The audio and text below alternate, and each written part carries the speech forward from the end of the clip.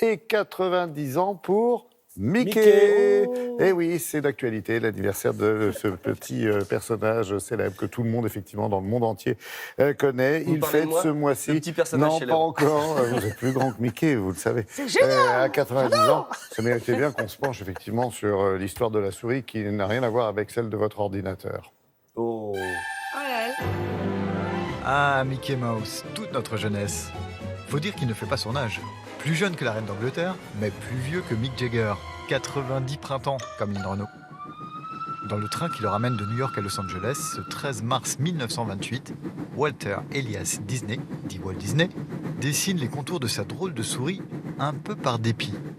Oui, Walt Disney avait créé un personnage qui était un lapin dont il venait de perdre les droits. Et il a 3 jours, parce qu'à l'époque, c'est le temps qu'il faut pour faire la traversée des États-Unis, pour arriver et dire à son frère, à ses associés, j'ai une nouvelle idée. Mickey Mouse, you know. Little Mickey. Mickey est en fait une adaptation de ce lapin. On a juste changé les oreilles. Walt Disney avait d'abord pensé l'appeler Mortimer, et c'est un petit peu prétentieux comme nom. Et donc sa femme lui a dit, choisis Mickey, ça marchera avec Mickey. Et a priori, elle a eu raison. Et puis l'idée géniale qu'il a eue aussitôt, c'est de le faire parler. C'est d'avoir du son, puisque le cinéma sonore venait d'apparaître et que Mickey est devenu le premier personnage sonore de l'histoire du cinéma en dessin animé. Le succès de Mickey est immédiat. En 1929, c'est la plus grande star de cinéma à Hollywood. Il dépasse Félix le Chat, mais très vite, il devient aussi important que Chaplin. Walt Disney jubile. Son personnage est populaire dans le monde entier.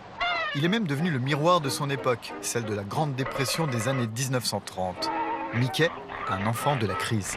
Mickey n'est pas en dehors de son temps. Mickey, il est presque tout le temps chômeur. Il change de job à chaque cartoon. Pourquoi ? Parce qu'à l'époque, c'est la crise. On peut voir dans les décors des dessins animés de Mickey des palissades, des maisons abandonnées. C'est exactement les États-Unis de l'époque.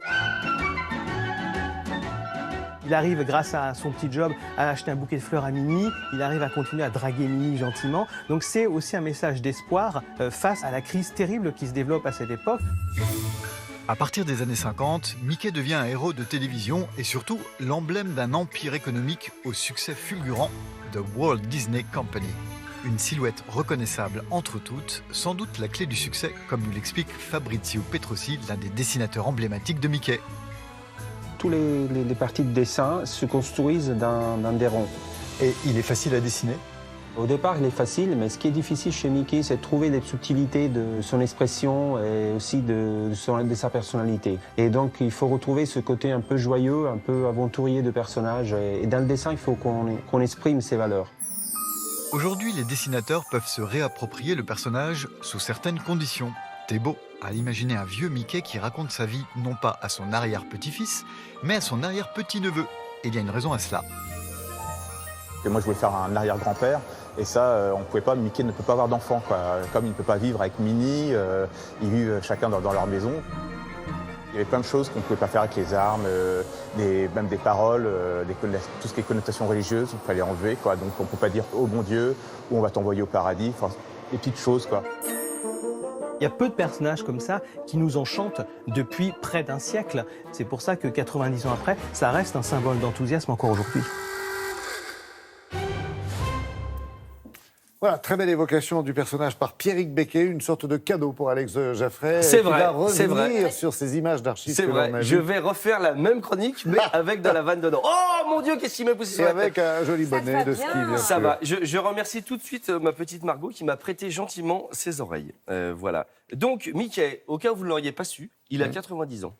Non. Je vais le faire plus sérieusement, puisque voilà, c'est pas vrai. Non. Mettez un peu d'enthousiasme. Oh là là Incroyable. là là. Voilà, c'est ça. Est-ce qu'on est Il fait si invité jeune. Je peux enlever mon truc? Ouais, très bien. Voilà. Non. Non, ce qui est extrêmement intéressant, c'est que, comme dans toutes les Je vais belles le mettre, histoires, si tu veux. bah oui, comme dans toutes les belles histoires, vous dites, ah bah oui, il a trouvé le truc et tout. En fait, ça a quand même foiré. Je sais pas si Il Pierrick l'a dit s'appelait avant. pas Mortimer au départ. Exactement. Non, mais c'est surtout que les 2 premiers courts-métrages de Disney, qui étaient des courts-métrages muets, ça a un peu floppé. Et c'est juste à l'avènement du cinéma parlant où il s'est dit, il faut vraiment qu'on essaye un truc. Donc, il va chercher des potes. Il y en a un qui siffle, il y en a un qui joue de l'harmonica, il y en a un qui fait des bruitages avec des cuillères. Et les mecs font en live le truc. Et d'un seul coup, ils se disent, non, mais il faut Et qu'on là, mette ça du son. cartonnait. Et là, c'est oh, joli. Je pense que c'est le gala de l'Almanach Vermeau en live. 63. 63. Édition 1963. Très bon cru, très bon millésime. Et je vous propose donc, justement le Mickey emblématique, c'est Oui. celui qui siffle, Steamboat Willie, et donc a été sifflé par un des potes de Walt Disney qui était dans la pièce. Regardez.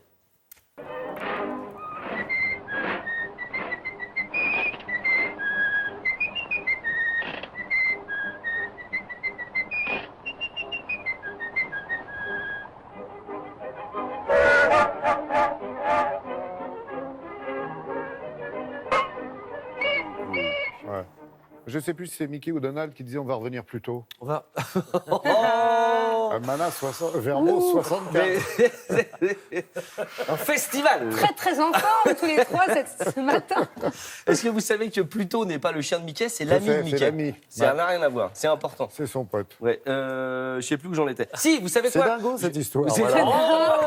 Oh On va peut-être en rester On là, était c'est la sur la meilleure. séance vanne. de doublage. Non, mais ce qui est intéressant, c'est que une fois qu'il a fait ça avec ses Ouais. potes Walt Disney, ensuite ils ont enregistré avec 17 musiciens et 3 bruiteurs. Et c'est une vraie première parce que c'est le moment où justement on crée une bande son. C'est pas seulement de la musique, c'est une bande son et du bruitage en même temps, enregistré au même moment, qui fait cette cohésion hyper forte. Ça, il l'a pas dit dans le sujet avant. Blah Tiens, Thierry. Tiens, bim Donc Walt Disney en studio, parce que comment on fait une fois que vous avez fait de la musique et du bruitage, vous vous dites on va rajouter une voix. Ah oui, tant Donc qu'à par faire. exemple la voix quand vous allez Le au Mickey, parc, celle que machin, vous qui imaginez. fait C'est c'est la si magie bien. de Noël. Oh Chers Mais- amis, bonjour. Voilà. Et ben Ouais. qui c'était cette voix Et ben c'était Walt Disney lui-même. C'est pas vrai, mais si c'est vrai. Je fais les questions-réponses parce Et que qui vous a êtes pas doublé dans le truc. doubleur en français? Ah, je sais plus. Eh ben il, y en a, voilà. il y en a un paquet. En tout cas, c'est Billy Bletcher qui faisait la voix du méchant patibulaire. Regardez, on a un extrait hyper rare d'une séance d'enregistrement avec Walt Disney qui fait la voix de Mickey. C'est pas dingue, c'est dingue. Si. Allons-y. C'est dingo. It's you, huh? Yeah, it's me, I guess. All alone without your dog. Yeah, all alone. C'est drôle, hein Ouais, moi je trouve ça même magique, je trouve, de les voir comme ça, avec ce décalage de la couleur noir et blanc aussi. Et donc, en fait, Je suis ému. la voix un peu de fausset comme ça est devenue l'élément. Alors après, il a été remplacé, évidemment, Walt Disney. Voilà. Et on en parlait tout à l'heure, Fantasia. Fantasia qui est quand même l'avènement incroyable. C'est-à-dire, il ne faut pas oublier Fantasia. Maintenant, c'est un culte, c'est Oui. un film culte musical. Ça a été un peu un flop au début quand même. Ah bon? Bah oui, ça n'a pas marché tout de suite. Parce que, Même évidemment, avec l'apprenti sorcier, etc. mais non, parce qu'en fait, ils avaient inventé un système de diffusion qui était en stéréo. Je vais pas. Comment ça s'appelait Stéréophonie? Ouais, non, c'est le Fantasound. C'est-à-dire, tu vois, Fantasia et mes stéréosons. Oula. Donc, avec des enceintes partout. Et en fait, ça coûtait une blinde, c'était compliqué à mettre en place. Donc, voilà. C'est comme toujours, les bonnes idées comme ça de. Non, Est-ce que toujours des tu as histoires trouvé. dans- Trouvé, qu'est-ce que tu veux sur Alors, lui voilà. Qui a dirigé Fantasia? Le compositeur, le chef d'orchestre, c'est Léopold Stokowski. Et Je l'ai même en photo. je pense que Laura va nous montrer. Est-ce que tu as une photo où il a tous ses cheveux sur la tête, plus âgé ou pas? Parce que ça Ah, s'est fait, là, ça c'est, j'ai oui, voulu c'était là, rare de l'avoir en photo avec tous ses cheveux sur la tête. Oui, c'est vrai. Léopold Stokowski, c'est le monsieur qui a inspiré le dog dans Retour vers le futur. Ah oui, et c'était- effectivement. et Regarde, c'était- c'est un peu ça. C'était le chef d'orchestre. Alors, ça Regardez, fait- si C'est on un peu regarde, doc. Ah oui, complètement. si on regarde l'iPad de, Ah oui, de- on de l'a. Laura. Non, Est-ce qu'on on a a l'iPad, il s'est déconnecté? C'est Oh, pas bah, grave, c'est on pas a grave, Alex, c'est on pas a grave. Alex, c'est pareil. J'aime bien, c'est le bazar. voilà. Ah voilà, regardez. Mais si, Hein, on dirait le maintenant. dog de Qui Retour vers met le le futur. bazar? Voilà. et en fait, évidemment, Ouais. il y a eu du Tchaïkovski, il y a eu également du Stravinsky avec le Sacre du printemps, mais le plus connu, c'est Paul Ducasse, l'apprenti sorcier. On me dit qu'il faut que je lance l'extrait, je Ouais. fais ce que je veux, je suis chez moi. Allons-y.